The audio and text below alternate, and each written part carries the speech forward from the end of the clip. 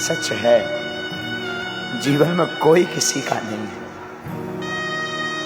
आज भी भारत में लाखों ऐसे घर हैं जिनके घर पर ठीक से उजाला नहीं होता, जिनके घर पर आज भी भोजन नहीं बनता, भूखे सो जाते हैं। त्योहार आता है तो आज भी ऐसे ही सो जाते हैं। हमने अपनी जिंदगी में बड़ा करीब से देखा, अपनों को परायों को बड़ा करीब से, बहुत नजदीक से देखा।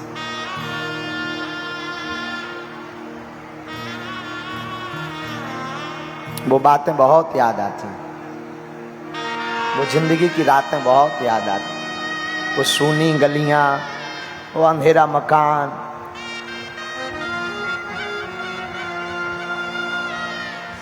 बड़े याद आते हैं। तब हम अपने बचपन काल में जहां रहते थे,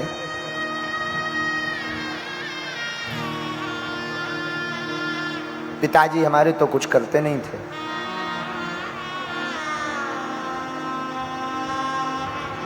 आठ साल तक हमने अपने गांव में भिक्षा मांग करके पेट पाला है। 8 वर्ष तक। और आज भी हमें याद है, भूला नहीं है। वो दिन बहुत याद आते हैं।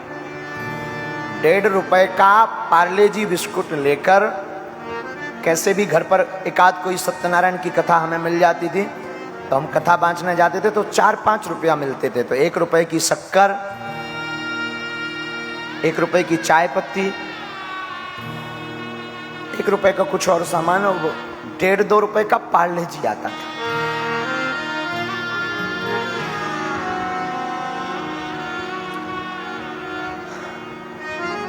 लाते थे हम, भाई और बहन, छोटी हमारी बहन, खाते थे तीनों बैठकर, क्योंकि कई बार आटा तो होता नहीं था घर पर, भोजन तो बनते नहीं थे। लेकिन हमारी माँ ने एक चीज बड़ी अद्भुत सिखाई हमें। हमारी माँ कहती थी, बेटा तुम भले ही भूखे हो, भले ही गरीब हो, पर घर से तुम जब भी निकलना मुस्कुराते हुए निकलना, सिर्फ मुस्कुराना।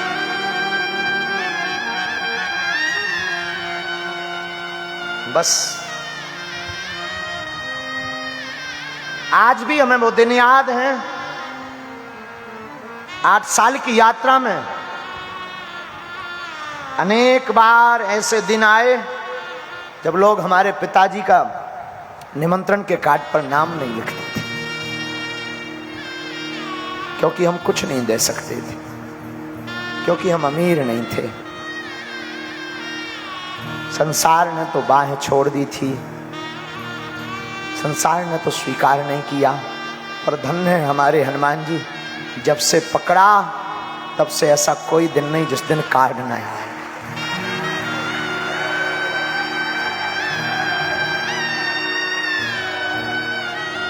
बालाजी करें किसी के दिन जिंदगी में वो दिन ना आए जो हमने अपनी जिंदगी में बहुत भोगे हैं।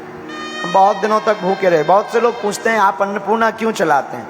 हमारे अन्नपूर्णा का चलाने का सिर्फ शौक यही है कि हमने जो भूख सही है वो किसी और को ना सहना पड़े।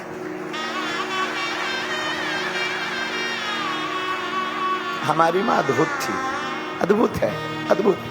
आज भी हमारी माँ,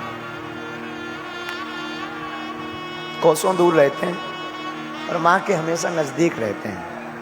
सच में हमें अपनी जिंदगी में जो माँ ने सिखाया ना, वो किसी ने नहीं सिखाया। बहुत। आज भी कई बार, अभी भी हम कई बार बहुत थक जाते हैं, बहुत श्रम हो जाता, शरीर में बहुत थकावट हो जाती, बहुत बताते नहीं लोगों को, पर ऐसे ही बहुत श्रम हो जाता। आज भी हम गांव के गांव में रहते पर माँ को मिलने नहीं जा पाते। और हमारी माँ आज भी 1.5 किलोमीटर पैदल धूप में चलकर आती है, पैदल। और आज भी वो जब भी नजदीक आती है पूरी थकावट मिट जाती है। नाम है तो बदनाम भी होते रहते हैं, बीच बीच में कई बार बड़े बड़े संकट आते हैं। तो गुरुजी तो हमारे मार्गदर्शक हैं ही हैं, बालाजी तो हमारे साथ ही हैं, तो गम नहीं रहता, हमेशा मुस्कुराते रहते, जो होगा देखा जाएगा। पर हमसे कोई पूछे कि दूसरा बल आपका क्या है संसार में, हम संसार में बहुत अमीर लोग हमारे चेला हैं, बहुत बड़े बड़े आदमी हमारे चेला हैं, पर हम उनको अपना बल नहीं मानते। दूसरा बल अगर हमसे कोई पूछता है तो वो हमारी माँ है। हमारी माँ जब भी आती, एक तो वो कुछ देखती नहीं, और अगर कभी टीवी में बड़ी न्यूज़ें चल जावे, कोई बड़ा हम उपद्रव बोल दें, कोई ऐसा बयान दे दें, तब माँ देखे भी तो माँ के शब्द बहुत ऊंचे होते थे, बेटा चिंता मत करो, विपत्ति तो भगवान राम पर भी आई, लेकिन उन्होंने भी मुस्कुरा कर सही, तू चिंता मत करना, मैं हूं।